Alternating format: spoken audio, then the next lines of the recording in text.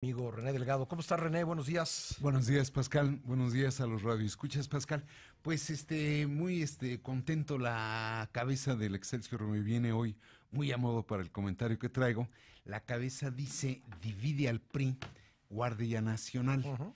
Y de pronto resultaría absurdo que los gobernadores de un partido estuvieran confrontados con los senadores del mismo partido. Y ese es el punto donde quería llamar la atención de los radioescuchas, Pascal, porque esta aparente división con motivo de la Guardia Nacional de algún modo pareciera sugerir un absurdo.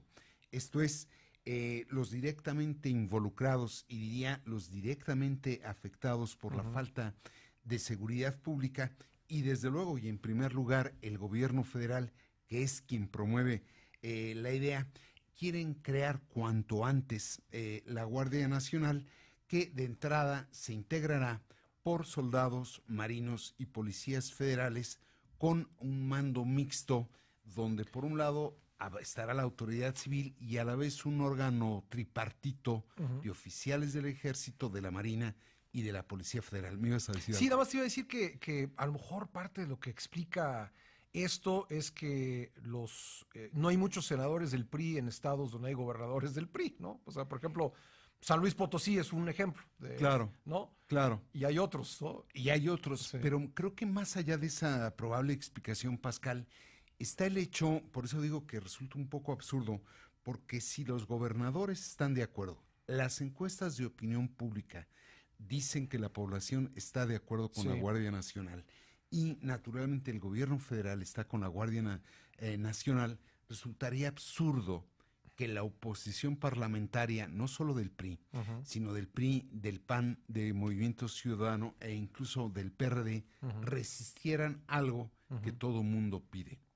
Creo que en el fondo, Pascal, lo que estamos viendo es que por tener una respuesta rápida a un problema ancestral, podríamos estar empeñando la civilidad de los organismos públicos de seguridad, quiero decir, las policías.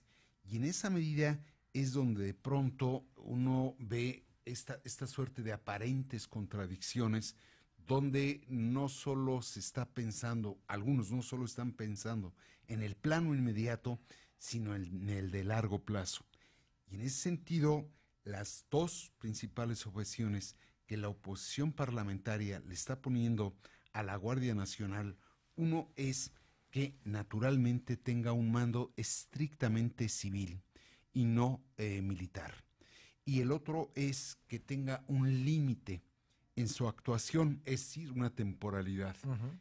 La fijan entre 4 o 5 años y entonces determinar si debe de continuar o no la Guardia Nacional para que no se militarice De forma permanente. de forma permanente Sí, la, porque la luego cambiar seguridad la pública. constitución de vuelta, pues va a ser, puede llegar a ser complicado. En estos momentos no parece tan difícil porque hay una gran mayoría, pero en legislaturas anteriores había que construir acuerdos para cambiar la constitución. Fíjate, Pascal, tan importante lo que estás diciendo, que desde hace 21 años no Ujú. teníamos una clara mayoría parlamentaria. Es Es decir, correcto. desde 1997 hemos tenido un Congreso dividido no en el sentido de confrontado, Ujú. sino de plural, Sí. que tenían que trabajar mucho para construir mayorías. Si de aquí en 3 o en 6 o en 9 años tenemos un Congreso que no mayoritario, va a ser muy difícil corregir lo que a mi parecer es un error. Ya lo vivimos con los partidos políticos. Se elevó a rango constitucional la fórmula que les fija anualmente las prerrogativas y que aumenta, haya o no elecciones, Ujú. anualmente las prerrogativas, y ya no hay manera de echarlo para atrás, Ujú. porque los que determinarían echarlo atrás son los Pues, beneficiarios de esa fórmula. pues sí, sí, sí, sí. Y en ese sentido, Pascal, creo, ¿por qué tiene tanto peso una oposición tan reducida?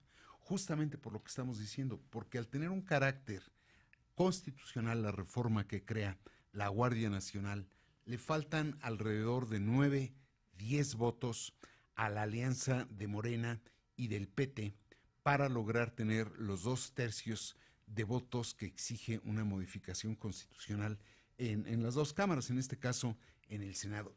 Y esta reforma ya fue aprobada en Cámara de Diputados e incluso está siendo retocada en Cámara de Senadores, y de ahí la urgencia de sacar adelante con esos 10 votos que le faltan a esa iniciativa.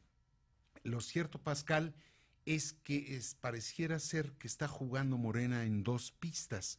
Por un lado, el coordinador de la fracción parlamentaria de Morena, Ricardo Monreal, manifiesta disposición y, según esto, presta oído a las posturas no solo de la oposición parlamentaria, sino de muchos activistas y especialistas que temen la militarización de la seguridad pública. Pero anoche, ya no el coordinador parlamentario, sino los integrantes de Morena, de la comisión, de las Comisiones Unidas de Puntos Constitucionales, que están... Estudios. Se me escapa la segunda... Estudios legislativos segunda. Perfecto. Resolvieron votar el dictamen como lo proponía su solo partido. Y de hecho eso provocó el retiro de la oposición del trabajo de la comisión, en protesta naturalmente por la imposición de ese proyecto de dictamen. Y en ese sentido llamar la atención de los radioescuchas porque presumiblemente a más tardar el próximo jueves se llevará al Pleno la idea de crear la Guardia Nacional. Y es evidente, y esto hay que decirlo también, Pascal, que es imposible pensar en el retiro de las Fuerzas Armadas en el combate al crimen. Eso es un hecho. También es un hecho que prácticamente desde hace 12 años la seguridad pública ha estado militarizada por la puerta de atrás. Y también es cierto que las Fuerzas Armadas no tienen el marco jurídico indicado para actuar en el campo de la seguridad. Lo que parecería, la solución que parecería salir de lo que tú estás planteando, pues es una solución intermedia, ¿no? Algo que permita que en tanto se construyan policías, pues sigan operando las Fuerzas Armadas bien, bajo un marco bien reglamentado, pero pues eso no se ha podido lograr. Se intentó con la Ley de Seguridad Interior, no fue posible, y ahora esta reforma constitucional está llevando está llevando a la permanencia de las Fuerzas Armadas en tareas de seguridad pública. Y rápidamente para concluir, ahí yo coincido increíblemente con el presidente de la Comisión Nacional de Derechos Humanos. La ruta que tú estás planteando es reglamentar el artículo 29 constitucional, que autoriza de tiempo limitado, con aprobación del Congreso, la suspensión de garantías y derechos. Pero en todo caso me parece que está en juego un asunto importante para el día de hoy y para el día de mañana, Pascal. Sin duda, sin duda. Ojalá le presten atención los radioescuchas. Tema fundamental, querido René, y te agradezco que lo hayas comentado en la mesa el día de hoy. Gracias, como siempre. A René Delgado usted lo puede escuchar martes y jueves en este espacio para Fortuna Nuestra.